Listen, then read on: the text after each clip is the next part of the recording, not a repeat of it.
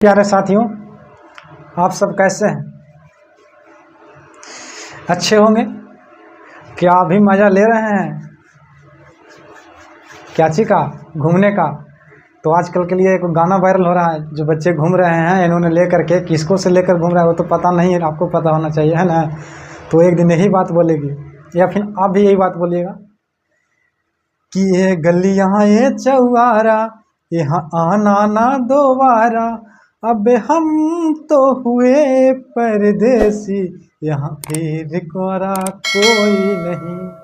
यही गाना सुनने के लिए मिलेगा, इसलिए अभी से सतर्क हो जाइए। आपका 12th का एग्ज़ाम नज़दीक आने वाला है, 5-6 महीना समय बचा है। इसमें आपको सिलेबस भी बहुत ज़्यादा कवर करना है ना? तो इसके लिए आपको करना क्या होगा कि घूमने से अच्छा है कि अभी जो है से अपने सपनों में लग जाइए। सपना क्या देखें? टॉपर बनना है ना? तो उसके लिए अभी से मेहनत करना होगा, है ना? और मेहनत करने के लिए अगर आप नहीं सोचे हैं तो ऐसा भूल जाइए कि बिना मेहनत करे आपको फल मिल जाएगा। उसके लिए करना क्या होगा आपको? तो आप ये बोलिएगा ना कि सर अभी स्टार्ट नहीं किए हैं तो मेरा क्या होगा? होना कुछ नहीं होगा, ठीक है? होगा वही जो होना होगा। इसके लिए सिर्फ आपको मेहनत करने की ज़रूरत है, और वो मेहनत आप हम पे छोड़ दीजिए, हम करवा दे रहे हैं, ठीक है? हमको साथ सिर्फ इतना दीजिए कि हम जो है से 7 PM पर रोज़ वीडियो अपलोड करते हैं, उसको आप देखते चल जाइए। बिहार बोर्ड के लिए जितना भी कंटेंट हो सकता है, NCERT बिहार बोर्ड के द्वारा या फिर क्वेश्चन बैंक के अकॉर्डिंग सारा कुछ हम निचोड़ आपके सामने प्रोवाइड करवाएंगे इसी चैनल पर, एग्ज़ाम एक्सप्रेस यूट्यूब चैनल पर, ठीक है? यहाँ पे जो भी बच्चे 2025 में एग्ज़ाम देना चाहते हैं उनको बता दीजिए, और आप भी ध्यान से पढ़िए, ठीक है? यहाँ पे सिर्फ आपको इतना ही करना है कि वीडियो को देखना है ना? और आपको PDF बनाने का भी जरूरत नहीं पड़ेगा। आपको टेलीग्राम का लिंक डिस्क्रिप्शन में दिया है, वहाँ से जो है से आप PDF भी प्राप्त कर सकते हैं ना? और अगर हमसे संपर्क करना चाहते हैं तो इसी डिस्क्रिप्शन में जो है से इंस्टाग्राम का लिंक दिया हुआ है, उसे संपर्क कर सकते हैं ना? तो चलिए फिर स्टार्ट करते हैं। आज जो है से क्लास 12 का हिस्ट्री है ना, उसका जो है से सेकंड चैप्टर स्टार्ट कर रहे हैं। इसको जो है से ऑब्जेक्टिव देखेंगे। क्या चाहिए दोस्त? तो ऑब्जेक्टिव देखेंगे। सब्जेक्टिव ऑलरेडी जो है से, सब्जेक्टिव कहने का मतलब है ना कि फुल एक्सप्लेनेशन जो है से अपलोड कर दिया गया। अगर नहीं देखे हैं तो उसको भी जा कर के देखिए, क्योंकि जो है ना किसी भी मंजिल बनाने के लिए, किसी भी घर बनाने के लिए, उसके लिए क्या चीज़ ज़रूरत पड़ता है? तो उसके लिए जो है से बेस का मजबूत होना बहुत ज़रूरी है। उसके बारे में जानकारी होना बहुत ज़रूरी है कि आखिर इसमें छड़ कितना लगेगा, कौन कंपनी का छड़ लगेगा, सीमेंट कितना लगेगा, है ना? कंस्ट्रक्शन कहाँ से बनाए, ये सब सारी जानकारी होने के बाद ही मंजिल बनाया जाता है। इसके लिए जो है से ऑब्जेक्टिव पढ़ने से पहले आपको सब्जेक्टिव का ज्ञान होना बहुत ज़रूरी है ना? तो आप सब्जेक्टिव जा करके पढ़ लीजिए, प्लेलिस्ट में बना हुआ है ना? तो चलिए फिर स्टार्ट करते हैं। इसमें देखेंगे कि ये जो है से आपका क्या चाहिए दोस्त? तो पहला क्वेश्चन बोलता है कि क्षेमेंद्र की रचना कौन सी है? किसका रचना? तो क्षेमेंद्र की रचना जो है से कौन सी है? क्या मुद्रा राक्षस है, मुद्रा राक्षस है, अर्थशास्त्र है, या फिर बृहद कथा मंजरी है, या फिर कथा सरित सागर है? तो कौन हो जाएगा? तो जो क्षेमेंद्र ने लिखे हैं वे बृहद कथा मंजरी है। ऑप्शन नंबर क्या हो जाएगा दोस्त? तो ऑप्शन नंबर जो है से आपका सी हो जाएगा। क्या होगा? तो सी हो जाएगा, ठीक है? सी हो जाएगा। उसके बाद है कि इंडिका की रचना की है, यानी इंडिका किसने लिखा है? तो कौन लिखा? चाणक्य ने, मेगास्थनीज ने, हर्षवर्धन ने, या फिर कालिदास ने? तो इंडिका जो है से किसने लिखा है?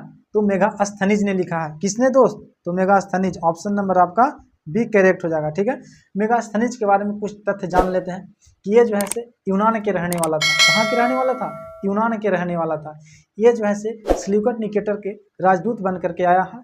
किसके दरबार में? तो चंद्रगुप्त मौर्य के दरबार में। तब पूछेगा कि मेगास्थनीज जो है से किसके दरबार में भारत आया था? तो ये जो है से चंद्रगुप्त मौर्य के दरबार में। क्या चीज बन के? तो राजदूत बन के। अब कहिएगा कि सर राजदूत किसको कहते हैं? तो आगे उसको बताएंगे, है ना? उसके बाद जो है से 3 नंबर क्वेश्चन बोलता है कि किस गुप्त शासक को लिच्छवी दौहित्र कहा जाता है? लिच्छवी दौहित्र, दौहित्र मतलब समझते हैं कि नाती बोला जाता है। तो इनका मम्मी जो है से कहाँ के रहने वाली थी? तो लिच्छवी की, इसलिए लिच्छवी दौहित्र कहा गया, है ना? तो किसको कहा जाता है? तो समुद्रगुप्त का, चंद्रगुप्त का, कुमारगुप्त का, या फिर स्कंदगुप्त का? तो इन चारों में किसको जो है से लिच्छवी दौहित्र कहा जाता है? तो ये जो कहा जाता है मेरे दोस्त वे समुद्रगुप्त का। किसको बोला जाता है? तो समुद्रगुप्त का। ऑप्शन नंबर आपका एक करेक्ट हो जाएगा। कौन दोस्त? एक हो जाएगा, ठीक है। समुद्रगुप्त के बारे में बहुत सारे तथ्य हैं, है ना। इनको जो है से कहा जाता है कि समुद्रगुप्त जो है से 7 समुद्र पार, मतलब 7 समुद्र को जो है से अपने घोड़े को दौड़ाते थे, ऐसा इनके बारे में कहा जाता है, ठीक है। एक कवि के बहुत प्रेमी थे। क्या चीज? तो कवि थे, है ना। उसके बाद है 4th नंबर क्वेश्चन कहता है कि गुप्त काल में हस्ती सेना का प्रधान कौन होता है, या किसे कहते हैं? जो गुप्त काल था उसमें जो है से हस्ती सेना का जो है से प्रधान कौन हुआ करता था? तो कौन होता था? महासंधि विग्रहिक, या फिर महाश्रवपति, या फिर महापिलुपति, या फिर महाबलाधिकृत। तो किसको जो है से हस्ती सेना का प्रधान कहा जाता था? तो ये जो है से किसको? तो महापिलुपति को। किसको? ऑप्शन नंबर आपका सी करेक्ट हो जाएगा। क्या करेक्ट हो जाएगा साथी? तो सी हो जाएगा। महापिलुपति को कहा जाता था हस्ती सेना का प्रधान। ये जो जितना भी आप क्वेश्चन देख रहे हैं बाबू, ये टोटल जो है से प्रीवियस ईयर में बिहार बोर्ड द्वारा, यूपी बोर्ड द्वारा जहां भी एनसीईआरटी चलता है वहां पूछा गया है, वहीं से जो है से कलेक्ट कर आपको प्रोवाइड कराया जा रहा है। ऐसा मत देखिएगा कि जो है से फॉल्स है, ये फॉल्स नहीं, ये पूछा गया क्वेश्चन है। अगर आप वीडियो देखे हैं, मतलब कि अपना रेगुलर क्लास कर रहे होंगे, तो आपको हंसी आ रहा होगा। किस बात के लिए? तो इस बात के लिए ना कि सर इतना आसान पूछता है। जी साथी, यही है बिहार बोर्ड, यूपी बोर्ड, जो भी बोर्ड है जहाँ एनसीईआरटी फॉलो किया जाता है, उसका यही लेवल है, यही तक पूछता है ना। ऐसा कुछ भी नहीं बचेगा जो हम नहीं पढ़ाएंगे, और जो भी पढ़ा देंगे उससे बाहर बिहार बोर्ड, यूपी बोर्ड, कोई भी बोर्ड का इतना अति नहीं है कि वो जैसे उठ करके पूछ सकता है ना। उसके बाद है 5 नंबर क्वेश्चन है कि निम्न में से महिला संत कौन थी? महिला संत कौन थी? अब बताइए। मीरा थी, अंडाला थी, कराइकल थी, या फिर इनमें से सभी? तो महिला जो संत थी कौन थी? तो कोई जो मानता था कि किसको मानता था? तो कृष्ण को पति मानता था, है ना। ये जो है से सभी जो है से महिला संत ही थी। क्या चीज थी? तो महिला संत। तो ऑप्शन नंबर क्या हो जाएगा? तो ऑप्शन नंबर आपका डी हो जाएगा, ठीक है। Option number D. तो पूछेगा कि महिला संत कौन कौन थी, तो अब तो आपको कंफर्म हो गया कि तीनों लिस्ट। हो सकता है कहीं पूछ देगा, एक का नाम देगा, 3 दूसरा दे देगा, तो आपको याद रखना है कि महिला संत में आपका सिलेबस में 3 ही को पढ़ना है। किसको किसको? तो मीरा, अंडाला और कराइकल। किसका किसका? मीरा, अंडाला, कराइकल। ये बात याद रखिएगा, ठीक है। उसके बाद है 6 नंबर क्वेश्चन बोलता है आपका कि धर्म की शुरुआत किसने की थी? अब देखिए, धर्म का शुरुआत किसने किया था? किसने? चंद्रगुप्त मौर्य ने, चंद्रगुप्त विक्रमादित्य ने, अशोक ने, या फिर कनिष्क ने। तो सबसे पहले आपको ये जानना होगा साथी कि चंद्रगुप्त मौर्य जो है से कौन थे, अशोक कौन थे, कनिष्क कौन थे, और उससे भी पहले ये जानना होगा आपको कि ये जो है से धर्म क्या चीज था। आखिर धर्म तो कुछ होगा ना। सबसे पहले तो आपको ये जानना होगा कि धर्म जो है से क्या चीज है ना। नीचे थोड़ा कर लेते हैं, ये धर्म क्या चीज है।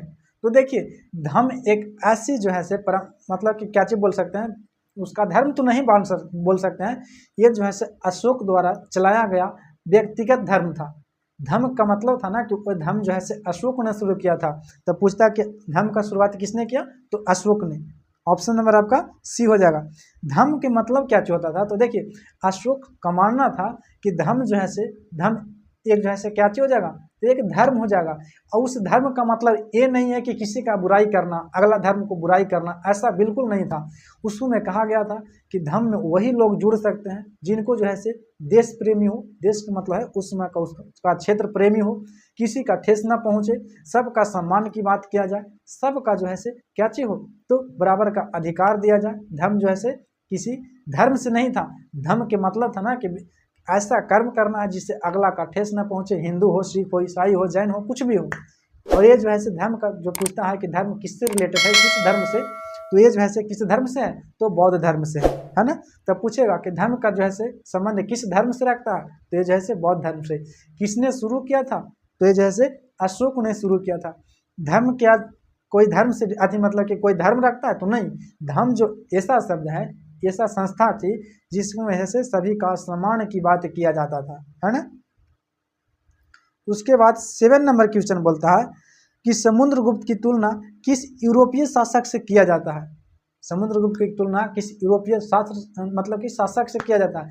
अभी देख रहे थे कि समुद्रगुप्त को जो है से लिच्छवी दहित्र कहा जा रहा था, और उसी का जो है से अब नीचे देखिए कि इसको यूरोपीय के शासक के साथ तुलना किया जा रहा है। वैसा कौन शासक था? तो हिटलर, नेपोलियन, बिस्मार्क या फिर मुसोल। तो चंद्रगुप्त मौर्य का जो है से तुलना नेपोलियन से किया जाता है। किसका? नेपोलियन से। ऑप्शन नंबर आपका बी करेक्ट हो जाएगा। ठीक है, तो पूछेगा चंद्रगुप्त की तुलना किस यूरोपीय शासक से किया जाता है, तो किससे बताइएगा साथी? बताइएगा नेपोलियन से किया जाता है। लेकिन देखिए ये जो है थोड़ा हमको गलत लगता है ना। नेपोलियन की तुलना चंद्रगुप्त से कर रहे हैं, क्या आपको सही लगता है? ये गलत बात है। नेपोलियन के कहता कि जो है से किस शासक ने मतलब कि भारत के किस शासक की तुलना जो है से यहाँ पे लिख देना कि चंद्रगुप्त की तुलना किस यूरोपीय शासक से किया जाता। अरे दादा ये उल्टा नहीं बोल सकता था, है ना। सबसे आगे जो रखता था किसको महानता देता, यहाँ पे सबसे ज्यादा महानता दे दिया गया नेपोलियन के, लेकिन ऐसा गलत था, है ना। ये जो सबसे ज्यादा देना चाहिए था हमारा देश के शासक का चंद्रगुप्त अति समुद्रगुप्त का, है ना। तो ये थोड़ा देखने को अद्भुत लगता है ना। उसके बाद 8 नंबर क्वेश्चन है कि मौर्य वंश का संस्थापक कौन था? मौर्य वंश का संस्थापक कौन था? तो चंद्रगुप्त था, बिंदुसार था, अशोक था या फिर कनिष्क। मतलब पूना लिखा है, पूना का कोई अर्थ नहीं है, मतलब इस आपको आज तक पढ़े होंगे अगर हिस्ट्री में, तो पूना का कहीं भी चर्चा देखने नहीं गया, है ना।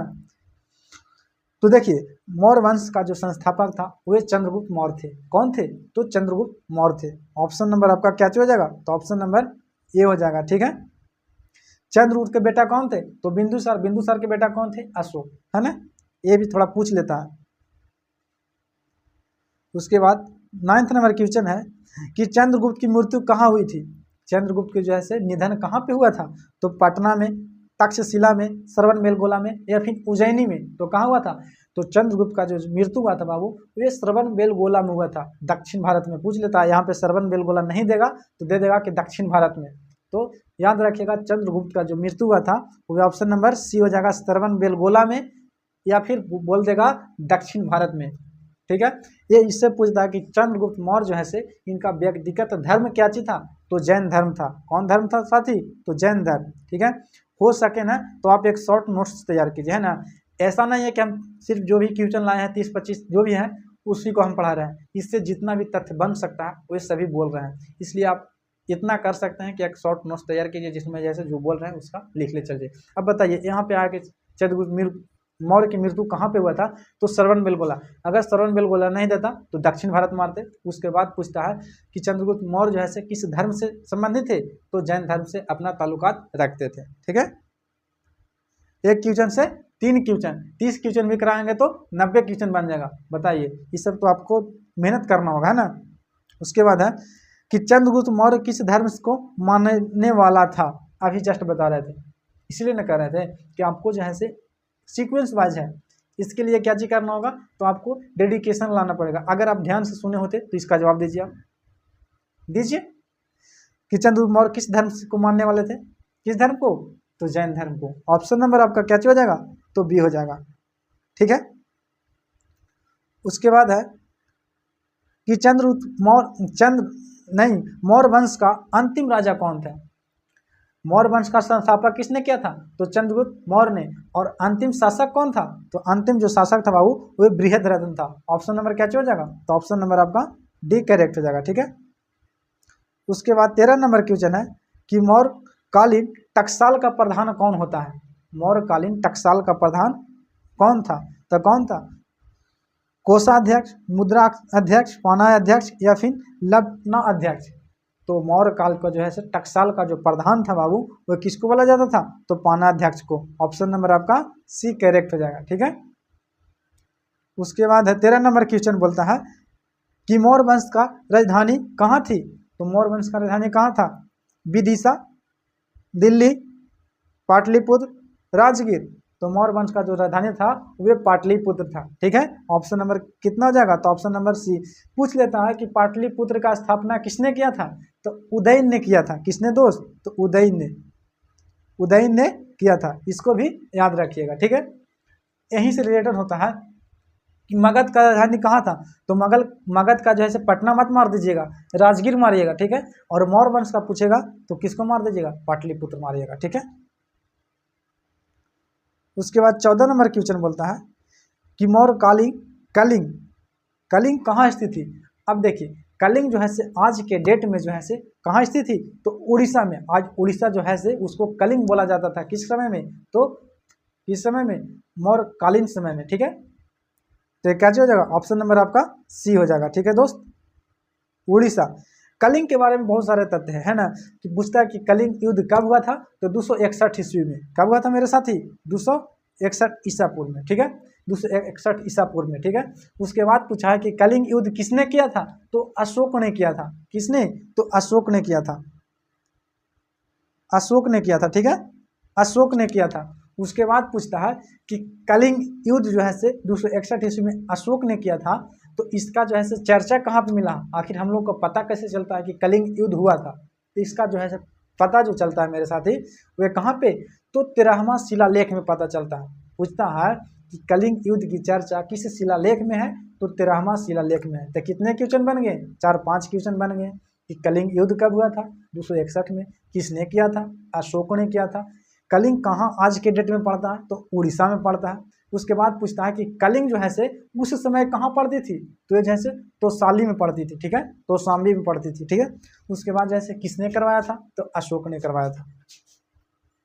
अब देखिए 15 नंबर क्वेश्चन बोलता है कि मौर्य प्रशासन में समाहर्ता कौन था, यानी कि समाहर्ता किसको कहा जाता था, किसके समय में, तो मौर्य काल के समय में। तो किसको, केंद्रीय मंत्री के, राजकीय कर संग्रह अधिकारी को, या फिर मुख्य न्यायाधीश को, या फिर अंतर पुनराक्षक को। तो देखिए समाहर्ता का जो कार्य करता था उस समय जो कर वसूला किया करते थे वे करते थे, कौन करते थे मेरे साथी, तो राजकीय कर संग्रह अधिकारी, यानी कि जो टैक्स लेते थे, इनकम टैक्स आज के लिए बोल सकते हैं, तो उन्हीं को कहा जाता था। तो ऑप्शन नंबर क्या हो जाएगा साथी, बी हो जाएगा, ठीक है। उसके बाद है 15 नंबर क्वेश्चन है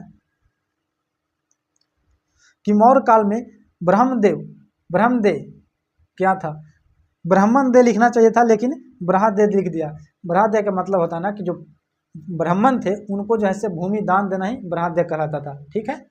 तो क्या हो जाएगा, पशु दान, धन दान, या भूमि दान, या फिर कृषि दान, तो भूमि दान देना ही जो है ब्राह्मण कहलाता था। ऑप्शन नंबर आपका सी हो जाएगा, ठीक है।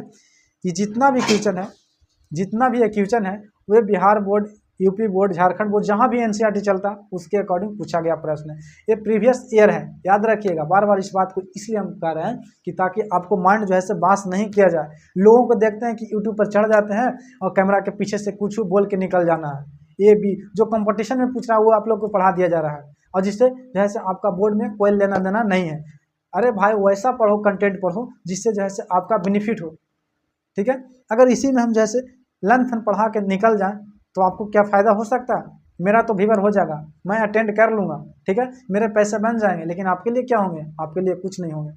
आप वैसा ही प्लेटफॉर्म चूज कीजिए। आप कहे कि अभी नए नए पढ़ रहे हैं तो उसको वैसा ही प्लेटफॉर्म चूज कीजिए जहाँ पे जो है कंटेंट पढ़ाया जा रहा है, कैसा, तो आपके सिलेबस के अनुसार, ठीक है। जब हम सिलेबस के अनुसार नहीं पढ़ाएंगे तो आपको फ़ायदा क्या हो जाएगा, ठीक ना।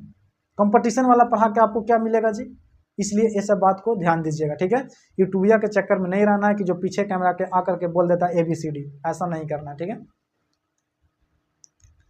मैं यकीन दिलाता हूँ कि जो ही पढ़ा दूंगा अगर उसको ध्यान से पढ़ लीजिएगा और मेहनत नहीं कीजिएगा, सिर्फ पढ़ लीजिएगा, जितना पढ़ा दिया उतना से आपको कम से कम तो 90+, कितना, तो 90+ यहीं से टकरेगा, ये मेरा गारंटी है। अगर नहीं टकरता है तो कमेंट बॉक्स में आकर गाली देकर चल जाइएगा एग्जाम के बाद, लेकिन हाँ याद कीजिएगा कि कोई सर थे जिसने पढ़ाया था, वादा किया था, वही आया था, ठीक है। 17 नंबर है कि अशोक का व्यक्तिगत धर्म क्या था। अशोक का जो है व्यक्तिगत धर्म क्या चीज था, तो बौद्ध धर्म था, जैन धर्म था, शैव धर्म था, या फिर वैष्णव धर्म था। जस्ट बता रहे थे, पीछे बता रहे थे कि अशोक ने जो है बौद्ध धर्म को माना था, इसलिए धर्म की शुरुआत किया था, ठीक है। तो क्या चीज हो जाएगा मेरे साथी, तो ये हो जाएगा बौद्ध धर्म। ऑप्शन नंबर आपका एक सही हो जाएगा, ठीक है, बौद्ध धर्म। इतना ही नहीं, अशोक ने जो है बौद्ध धर्म के लिए बहुत सारे काम किए हैं। ये जो काम किए बाबू वे कलिंग युद्ध के बाद किए हैं, याद रखिएगा। जब कलिंग युद्ध हुआ था तो इनका जो है पोस्टिंग कहाँ पे था, तो जम्मू कश्मीर वाला एरिया में था। वहाँ से जो है ये जो है कलिंग युद्ध के लिए उतर जाते हैं, और कलिंग युद्ध ने अशोक ने इतना संग्रहाल किया था, इतना मारधार किया था कि जो बच्चा था, जो 6 महीना का बच्चा था, उसको गला रेत दिया गया था। खून का लहर मतलब कि एकदम खून का धारा बह गया था। उस समय जैसे अशोक का मन पिघला। उस समय जैसे खून के बच्चे के रोते देख के, किसी की मृत्यु है जो अभी जन्मा है, 7 दिन भी नहीं हुआ, 10 दिन भी नहीं हुआ, उसका मृत्यु हो गया था उस युद्ध में। उसके बाद जैसे अशोक ने युद्ध करना ही छोड़ दिया। किसने? अशोक ने, कलिंग युद्ध के बाद। ठीक है, वहीं से जो है से इनका मन जो है से युद्ध के प्रति से छूट जाता है और ये जो है से धर्म में लग जाते हैं। और किसके? तो ये जो है से उपगुप्त के संपर्क में आते हैं। इनका कहा जाता है कि चचेरा भाई था, उन्हीं के संपर्क में आते हैं और उन्हीं जो है से बौद्ध धर्म इनको हिलवाता है। ठीक है, और बौद्ध धर्म में इतना हिल जाते हैं कि उसके बाद जो है से बौद्ध धर्म का तो फॉलो करवे करते हैं। उसको चरमोत्कर्ष के लिए अपने बेटा महेंद्र और बेटी संघमित्रा, ये दोनों को जैसे बौद्ध धर्म को प्रचार करने के लिए कहाँ पे? तो सिंगल द्वीप, यानी कि आज के डेट में जो है से श्रीलंका में भेजते हैं। किसके प्रचार के लिए? तो बौद्ध धर्म के प्रचार के लिए। इतना ही नहीं, बौद्ध धर्म को रक्षा करने के लिए ही धर्म जैसे धर्म का शुरुआत किया था। तो सबसे ज्यादा जो है से, हालांकि ऐसा नहीं थे, बौद्ध धर्म का एक कट्टर नहीं थे, ये सारे धर्म को जैसे अच्छे से मानते थे, जो मानते थे उसका समर्थन करते थे। उनका ये नहीं कहना था कि आप जो है से बौद्ध धर्म में लिए, लेकिन हाँ ये जरूर कहते थे कि आपको जहाँ रहना है अच्छा से रहिए, लेकिन किसी को जैसे क्या चीज, तो किसी को दुख नहीं पहुंचना चाहिए। ठीक है, ठीक है। तो पूछता है यहाँ से कितने क्वेश्चन बना कि अशोक का जो है से व्यक्तिगत धर्म क्या चीज था? तो बौद्ध धर्म था। बौद्ध धर्म का जो है से प्रचार के लिए अपने बेटे महेंद्र और संघमित्रा को कहाँ भेजा था? तो सिंगल द्वीप। सिंगल द्वीप कहाँ बोला जाता है? तो आज की डेट में श्रीलंका को बोला जाता है। ठीक है, इसने एक और क्वेश्चन बनता है इनसे कि अशोक का जो है से बौद्ध धर्म अपनाने के लिए किसने बताया था? तो उपगुप्त ने बताया था। ठीक है, तो इतना बात याद रखिएगा। उसके बाद जो है से 18 नंबर क्वेश्चन है। 18 नंबर है कि अशोक ने महेंद्र और संघमित्रा को धर्म प्रचार के लिए किस देश भेजा था? अभी जस्ट पीछे बता रहे थे, इसलिए एक एक बात को और गौर से सुना कीजिए, है ना। एक एक बात को गौर से सुना कीजिए। जो भी बात बोल रहे हैं वो आपके लिए सटीक और जो है से काम वाला बात बोल रहे हैं। अभी जस्ट बोल रहे थे कि इनका बेटा महेंद्र और संघमित्रा जो है से उसके प्रचार के लिए कहाँ पे? तो सिंगल द्वीप यानी कि श्रीलंका में भेजा था। तो वही बात पूछ दिया कि अशोक ने महेंद्र और संघमित्रा को धर्म प्रचार के लिए किस देश भेजा था? तो ये जो है से आपका सिंगल द्वीप, ऑप्शन नंबर डी हो जाएगा। आज के डेट में श्रीलंका इसी को कहते हैं। ठीक है, और अभी तक बाबू चैनल को लाइक नहीं किए, शेयर नहीं किए हैं तो जरूर कीजिए अपने साथी संबंधी के साथ, और सब्सक्राइब तो बिल्कुल कर लीजिए। अगर सब्सक्राइब करे रहेंगे तो जब भी वीडियो अपलोड होगा, तो सबसे पहले आप तक नोटिफिकेशन पहुंचेगा, है ना। इतना मेहनत कर रहे हैं तो आपका भी कुछ फर्ज होता है इस चैनल को प्रमोट करने के लिए, है ना। तो प्रमोट जरूर कीजिए, अपने सगे संबंधी, दोस्त यार, जो भी गर्लफ्रेंड बॉयफ्रेंड जितना भी है सबको शेयर कीजिए।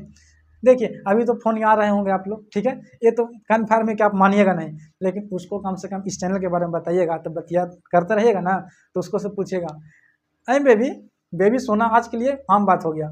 सबसे ज़्यादा बाबू, है ना, पूछिएगा कि महेंद्र संघमित्रा कहाँ गई थी, तुरंत बताएगा अरे श्रीलंका। तो इससे क्या चाहिए होगा, बतियो कर लीजिएगा, हमको ही फायदा हो जाएगा कि मेरा चैनल प्रमोट हो जाएगा, आपका फायदा हो जाएगा कि आपका रिवीजन हो जाएगा, दोनों काम हो जाएगा, तीनों काम आराम से चलता रहेगा। ठीक है, 19 नंबर है कि अशोक किस वंश का शासक था? कितना बार बताएं, अशोक का चंद्रगुप्त मौर्य के बेटा बिंदुसार के बेटा जो है से अशोक था। तो किस धर्म के था? तो ये जो है से मौर्य वंश का। ऑप्शन नंबर जो है से बी करेक्ट हो जाएगा। अशोक का जो संबंध था वो मौर्य वंश से था। ठीक है, 20 नंबर है कि अशोक कौन से बौद्ध भिक्षु के प्रभाव में आकर जो आकर्षण में बौद्ध धर्म को समर्थन बन गए थे? यानी कि कहने का मतलब है कि अशोक कौन से बौद्ध भिक्षु के प्रभाव में आकर बौद्ध धर्म का समर्थन बन गए थे? अभी जस्ट पीछे बता रहे थे किसके संपर्क में आकर के, तो उन्हीं को चचेरा भाई था जिसका नाम था कौन? तो उपगुप्त। ऑप्शन नंबर एक करेक्ट हो जाएगा। इन्हीं के संपर्क में आकर के बोले कि का भाई लड़ाई झगड़ा करते रहे हो, तो चल ये सब छोड़। तब अशोक ने भी बोला, उसमें ऐसी ना बात होगा, हाँ यार मारकट हो गया, बहुत बेकार लगा, है ना, चलो आप धर्म के प्रति चलते हैं, आस्था के प्रति सन्यासी कुछ जैसे इतना मार काट गए हैं तो कुछ क्या चीज करेंगे, तो किसी को जैसे दान पुण्य करेंगे, किसी को सहायता करेंगे तो कर्म मिलेगा। हो सकता है कि आज जो है मगध का सम्राट अशोक कह रहा है, कल उससे ही बड़ा मिल जाए, है ना। इसीलिए जैसे इससे संपर्क में आकर के और हो गया। यही होता है दोस्ती यारी में, यही होता है कि या तो आप संगत अच्छे धरिएगा तो आपको क्या हो जाएगा, तो आपका जो है से बढ़िया डायरेक्शन मिल जाएगा, और संगत खराब धरते हैं तो खराब डायरेक्शन में चल जाते हैं। इसलिए आपको संगत को ध्यान रखना बहुत ज़रूरी है ना। अगर ये संगत यहाँ पे नहीं रहते तो ये जो है से अशोक इतना ऊंचाई तक नहीं पहुँच पाते। और सबसे बड़ी बात है कि ऊंचाई तक पहुँचने से ज़्यादा है कि जो है से बौद्ध धर्म जो है से इतना ऊंचाई तक नहीं पहुँच पाता। कहा जाता है कि बौद्ध धर्म को इतना ऊंचाई तक पहुंचाने में किसी का हाथ है तो सबसे ज़्यादा जो है से अशोक का हाथ है। ठीक है, चलिए आगे चलते हैं। 21 नंबर है कि राजगिरी का नगर बधु का नाम था, यानी कि राजगिरी का जो नगर बधु थी उसका क्याची नाम था। तो क्याची नाम था, तो ये जो है से माधवी था, अम्पाली था, तिचरचता था या फिर सालबती था। तो ये जो है से सालबती था। ऑप्शन नंबर डी हो जाएगा। ठीक है, 22 नंबर क्वेश्चन है कि किसने लिखा है कि वास्तविक सुकर्म वह है जिससे प्रजा सुखी और प्रसन्न है। ये बात किसने लिखा है कि वास्तविक जो है से सुकर्म यानी कि कर्म हुआ है जिससे क्या चाहिए होता, तो प्रजा जो है से जो वहाँ के प्रजा रहती थे, प्रजा जो रहता है उसको क्या चाहिए होता, सुखी और प्रसन्न हो, वैसे राजा जो है से सुकर्म करते हैं। तो ये बात जो है से कौटिल्य ने अपने अर्थशास्त्र में इस बात को बयां करता है कि सुकर्म हुआ है जिससे प्रजा क्या चाहिए हो, तो सुखी और प्रसन्न हो। तो ऑप्शन नंबर क्या हो जाएगा, तो ऑप्शन नंबर डी कौटिल्य है। ठीक है, 23 में है कि चंद्रगुप्त मौर्य के काल में कलिंग की राजधानी कहाँ थी।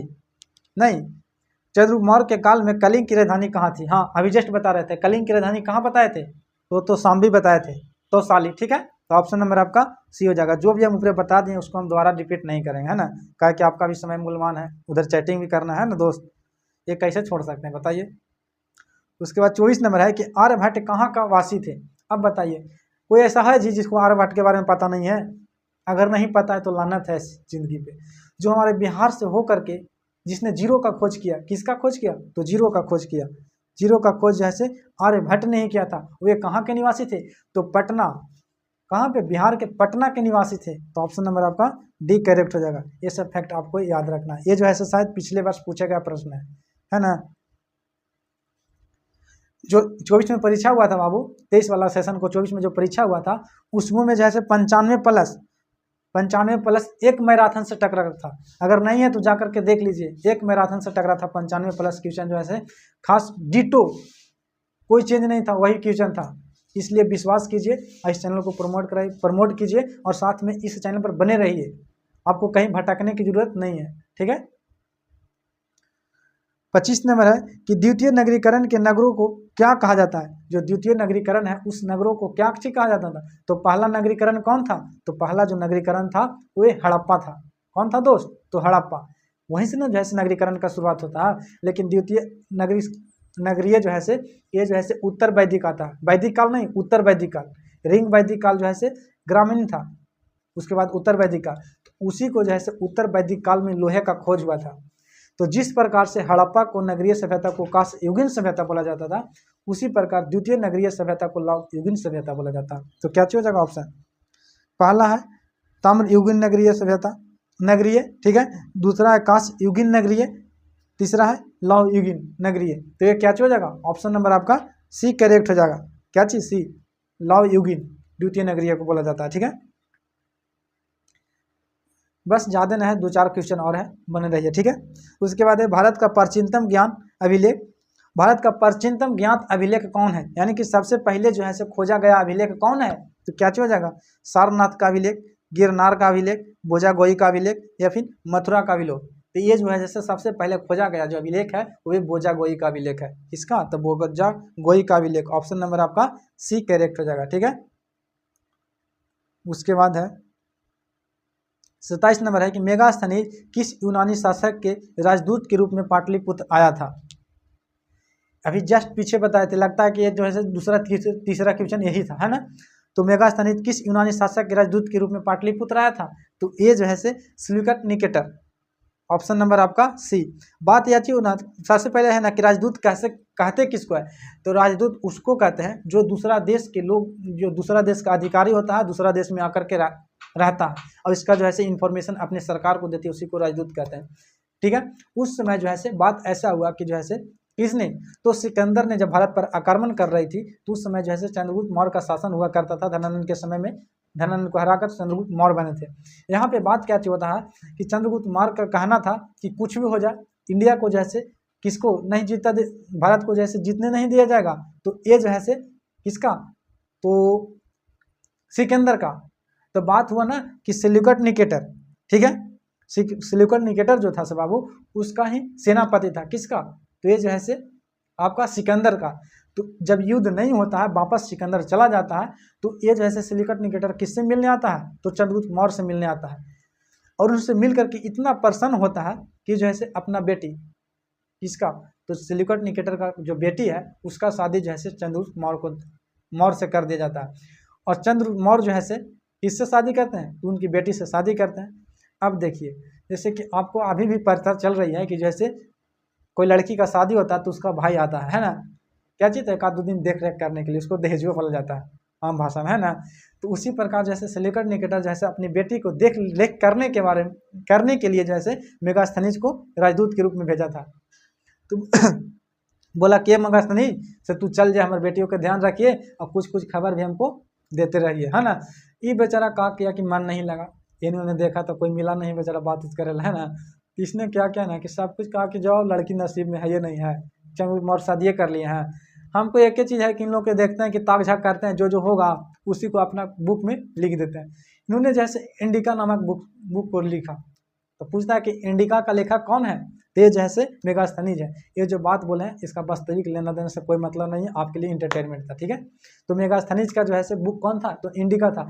इंडिका ने जो है पूरा भारत का वर्णन किया और सबसे ज़्यादा वर्णन देखा गया तो मौर्य वंश का, उसमें जो है चंद्रगुप्त मौर्य के बारे में किया है, ठीक है। तो क्या हो जाएगा? तो ये जो है सेल्यूकड निकेटर हो जाएगा, ठीक है। पूछता है कि जो है मेगास्थनीज कहाँ के रहने वाला था, ये भी बात पूछ लेता है। तो ये याद रखिएगा, ये जो है कहाँ के?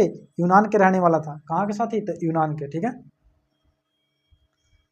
उसके बाद है 28 नंबर कि कलिंग युद्ध का वर्णन किस अभिलेख से मिलता है? अभी जस्ट पीछे बता रहे थे किस अभिलेख से मिलता है। तो ये जो है 13वां शिलालेख से मिलता है। किससे? तो 13वां शिलालेख से। ऑप्शन नंबर जो है आपका डी होता है। यही 13वां शिलालेख में बताया गया है कि कलिंग का युद्ध जब 261 ईस्वी में अशोक ने किया था तो उस समय इतना जो है मारे गए थे लोग, जिसमें जो है इतना तक कि 6 माह का बच्चा भी मारा गया था, 4 माह का बच्चा भी मारा गया था।